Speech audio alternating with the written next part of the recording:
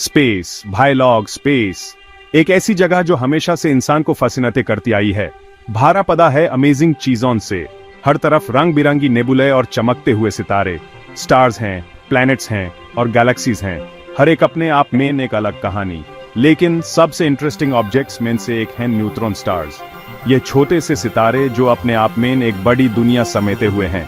ये स्टार्स भाई इतने डेंस होते हैं एंड स्पिन करते हैं इतनी स्पीड से। सोचो, एक छोटा सा स्टार जो इतनी तेजी से घूम रहा है। इमेजिन करो जायंट मैग्नेट्स इन स्पेस। इनका मैग्नेटिक फील्ड इतना पावरफुल होता है कि सब कुछ अपनी तरफ खींच ले। अब ये न्यूट्रॉन स्टार्स कहां से आते हैं? ये एक स्टार की जिंदगी के एंड का नतीजा है। जब एक स्टार की डेथ होती है एक सुपरनोवा एक्सप्लोजन में, तब बचता है ये न्यूट्रॉन स्टार। एक धमाके के बाद एक नया जन्म। छोटे तो ये हैं, लेकिन इनका वेट भय हैवी, एक छोटा सा टुकड़ा जो हजारों टन का होता है। ISS ऐसे में हम एक्सप्लोर करेंगे न्यूट्रॉन स्टार्स की दुनिया को। साइंटिस्ट्स भी इन्हें समझने में लगे हुए हैं। कैसे बनते हैं, क्या हैं इनकी प्रॉपर्टीज और क्या इम्पैक्ट है इनका यूनिवर्स भी। हर एक एस्पेक्ट को हम डिटेल में देखेंगे। तो चलो शुरू करते हैं एक journey ISS fascinating world of neutron stars में। एक ऐसी जर्नी जो हम यूनिवर्स के सीक्रेट्स के और करीब ले जाएगी। ये न्यूट्रॉन स्टार्स है, ये है एक टेस्टमेंट नेचर की पावर का। इनकी एनर्जी और स्ट्रेंथ ह्यूम नेचर की असली शक्ति दिखाती है। और ये हमें याद दिलाते हैं कि अभी भी बहुत कुछ है जो हम नहीं जानते इस यूनिवर्स के बारे में। हर एक स्टार, हर एक गैलेक्सी एक नई मिस्ट्री। स्टार्स बेसिकली होट हैं जायंट बॉल्स ऑफ गैस। ये गैस के giant balls billions of years तक एग्जिस्ट करते हैं। इनकी एनर्जी आती है न्यूक्लियर फ्यूजन से। ये फ्यूजन हाइड्रोजन को हीलियम में कन्वर्ट करता है। ISS प्रोसेस से एनर्जी बनती है जिसे स्टार शाइन करता है।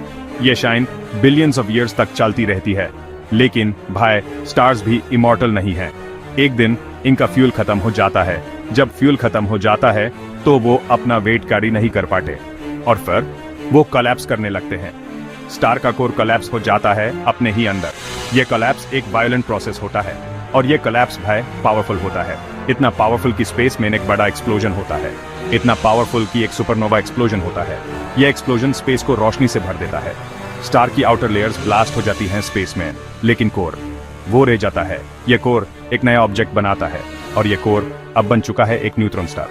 न्यूट्रॉन स्टार एक डेंस ऑब्जेक्ट होता है। कोलैप्स का प्रेशर इतना इंटेंस होता है कि इलेक्ट्रॉन्स और प्रोटॉन्स कंबाइन होकर न्यूट्रॉन्स बना देते हैं। यह प्रोसेस मैटर को कंप्रेस करता है और यह प्रोसेस स्टेलर कोलैप्स। ये बहुत इंपॉर्टेंट है हैवी एलिमेंट्स के लिए जो यूनिवर्स में बनते हैं। हैवी एलिमेंट्स जो प्लैनेट्स और लाइफ के लिए जरूरी हैं। ये एलिमेंट्स फिर सुपरनोवा एक्सप्लोजन से स्कैटर हो जेट हैं स्पेस में। ये एलिमेंट्स नए स्टार्स और प्लैनेट्स बनाने में मदद करते हैं। न्यूट्रॉन स्टार्स भाई होट हैं इनक्रेडिबली डेंस। सिर्फ 20 किलोमीटर अक्रॉस होट हैं, बट इनका वेट ह्यूमर सन से डबल। सोचो, सन जितना मैस एक सिटी जितने ऑब्जेक्ट में। ग्रेविटी की बात करें तो न्यूट्रॉन स्टार की ग्रेविटी भी इमेंस है, अर्थ से 2 बिलियन टाइम्स स्ट्रॉन्गर। अगर आप किसी तरह न्यूट्रॉन स्टार पे स्टैंड कर लो तो आप फ्लैट हो जाओगे इंस्टेंटली। और ये एक्सट्रीम डेंसिटी और ग्रेविटी ये देते हैं न्यूट्रॉन स्टार्स को कुछ अजीब properties. For example, time slow हो जाता है न्यूट्रॉन स्टार के पास उसकी इंटेंस ग्रेविटी की वजह से।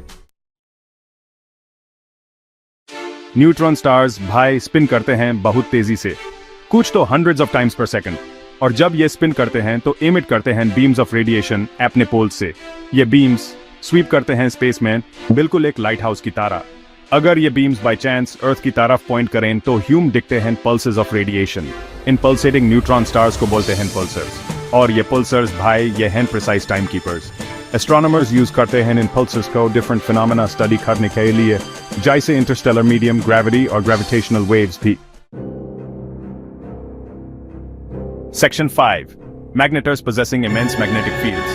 कुछ न्यूट्रॉन स्टार्स हैं जिनके पास incredibly strong magnetic fields होते हैं। इन स्टार्स को बोलते हैं मैग्नेटर्स।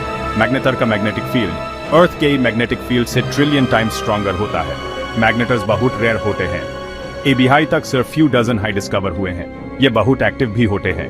ये रिलीज करते हैं बर्स्ट्स ऑफ एनर्जी जो पूरी गैलेक्सी में डिटेक्ट की जा सकती है। मैग्नेटर्स के extreme magnetic fields space time की शेप को डिस्टॉर्ट कर सकते हैं। ये एक एग्जाम्पल है उस इनक्रेडिबल पावर का जो यूनिवर्स में एग्जिस्ट करता है। सेक्शन 6. न्यूट्रॉन स्टार कोलिजन्स, अ कॉस्मिक स्पेक्टिकल। जब दो न्यूट्रॉन स्टार्स कोलाइड करते हैं तो यह यूनिवर्स का सबसे एनर्जेटिक इवेंट होता है। यह कोलिजन्स एक फ्रैक्शन ऑफ अ सेकंड में उतनी एनर्जी रिलीज करते हैं जितनी एनर्जी हमारे सन अपनी पूरी लाइफ में एमिट नहीं करेगा। दो न्यूट्रॉन स्टार्स की कोलिजन से एक मैसिव एक्सप्लोजन होता है जिसको बोलते हैं किलोनोवा।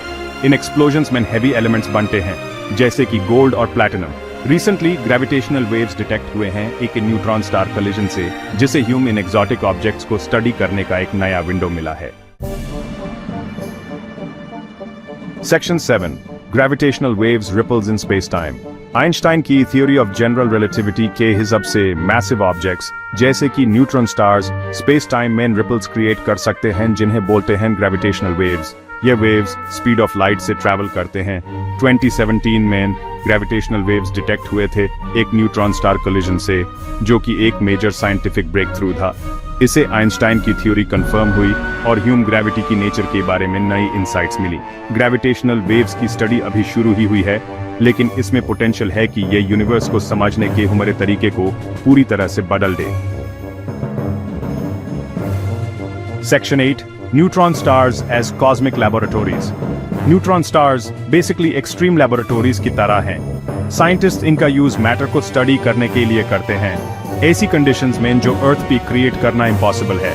ये स्टार्स इतने डेंस होते हैं कि एक टीस्पून मैटर का वेट बिलियन टन से भी ज्यादा होता है। इनकी डेंसिटी और ग्रेविटी दोनों ही अनइमेजिनेबल हैं। न्यूट्रॉन स्टार्स की एक्सट्रीम डेंसिटी और ग्रेविटी फिजिक्स की लॉज को टेस्ट करते हैं। ये स्टार्स आइंस्टाइन के जनरल रिलेटिविटी और क्वांटम मैकेनिक्स की थ्योरीज को भी चैलेंज करते हैं। इनकी स्टडी से ह्यूमन थ्योरीज के बीच के कॉन्फ्लिक्ट्स को समझने का मौका मिलता है। न्यूट्रॉन स्टार्स को स्टडी करके साइंटिस्ट्स होप करते हैं कि ह्यूमन मैटर की फंडामेंटल नेचर, ग्रेविटी और यूनिवर्स के बारे में और ज्यादा जानकारी मिलेगी। इनकी कोलिजन्स से जो ग्रेविटेशनल वेव्स प्रोड्यूस होती हैं, उन्हें डिटेक्ट करके हम यूनिवर्स की हिडन एस्पेक्ट्स को एक्सप्लोर कर सकते हैं। ये कॉस्मिक लैबोरेटोरीज साइंस की कुछ बड़े मिस्ट्रीज को अनलॉक करने की है। इनकी स्टडी से हम डार्क मैटर और डार्क एनर्जी की नेचर को भी समझ सकते हैं, जो यूनिवर्स का मेजर पार्ट है। न्यूट्रॉन स्टार ऑब्जर्वेशन से जो डाटा मिलता है, उससे थियोरेटिकल मॉडल्स रिफाइन होते हैं और हमारी नॉलेज की बाउंड्रीज पुश होती हैं। ये डेटा ह्यूमन अंडरस्टैंडिंग को डीपन करता है और नए साइंटिफिक ब्रेक थ्रूज के रास्ते खोलता है। Section 9 unravelling the mysteries of neutron stars. Decades की रिसर्च के बाद भी न्यूट्रॉन स्टार्स के बारे में अभी भी बहुत मिस्ट्रीज हैं। साइंटिस्ट्स अभी भी इनके कोरस का कंपोजिशन, उनके पावरफुल इमिशंस की मैकेनिज्म्स और इन स्टेलर रेमनेंट्स के लॉन्ग टर्म फेट को समझने की कोशिश कर रहे हैं। नए टेलीस्कोप्स और ऑब्जर्वेशनल टेक्निक्स की वजह से हमें न्यूट्रॉन स्टार्स के बारे में पहले से ज्यादा डिटेल्ड डेटा मिल रहा है। यह टाइम न्यूट्रॉन स्टार रिसर्च के लिए बहुत एक्साइटिंग है। जैसे जैसे हम यूनिवर्स एक्सप्लोर करते रहेंगे, neutron stars undoubtedly human surprise और अमेज करते रहेंगे। Section 10 conclusion the significance of stellar corpses. Neutron stars भले ही डेड स्टार्स के ही रेमनेंट्स हों, लेकिन ये इनएक्टिव नहीं है। ये डायनामिक और पावरफुल ऑब्जेक्ट्स हैं जो यूनिवर्स की एवोल्यूशन में इंपॉर्टेंट रोल प्ले करते हैं। न्यूट्रॉन स्टार्स को स्टडी करके हम स्टार्स के लाइफ साइकिल, ग्रेविटी की नेचर और हेवी एलिमेंट्स के ओरिजिन को और बेटर तरीके से समझते हैं। ये स्टेलर कॉर्प्सेस हमारे कॉस्मोस की हिस्ट्री और फ्यूचर के बारे में वैल्यूएबल क्लूज देते हैं। न्यूट्रॉन स्टार्स की स्टडी बेसिकली एक्सट्रीम में एक जर्नी है। यह याद दिलाती है उस इनक्रेडिबल पावर और ब्यूटी की जो यूनिवर्स में एग्जिस्ट करती है।